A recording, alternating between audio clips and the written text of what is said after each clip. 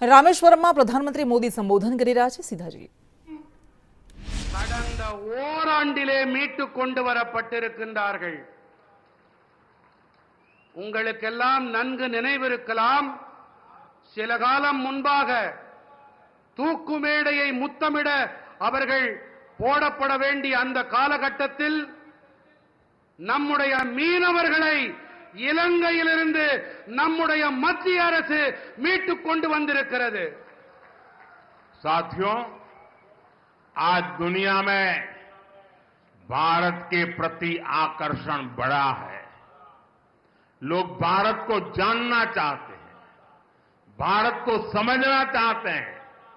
इसमें भारत के कल्चर का, हमारी सॉफ्ट पावर का भी बड़ा रोल है. तमिल लैंग्वेज और हेरिटेज दुनिया के कोने कोने तक पहुंचे, इसके लिए भी सरकार लगातार कोशिश कर रही है.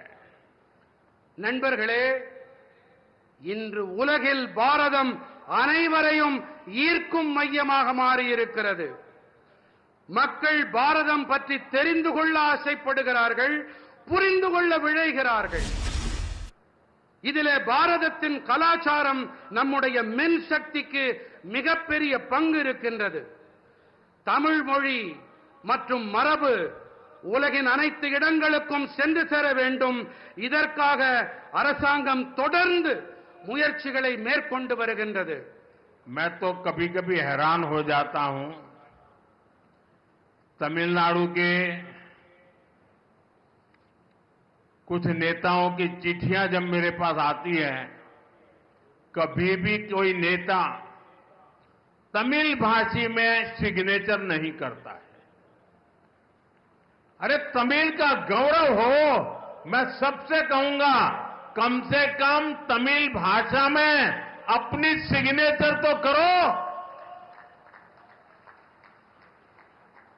வழக்கமாக எனக்கு தமிழ்நாட்டிலிருந்து சில தலைவர்கள் கடிதங்கள் எழுதுவதுண்டு, மடல்கள் எழுதுவதுண்டு.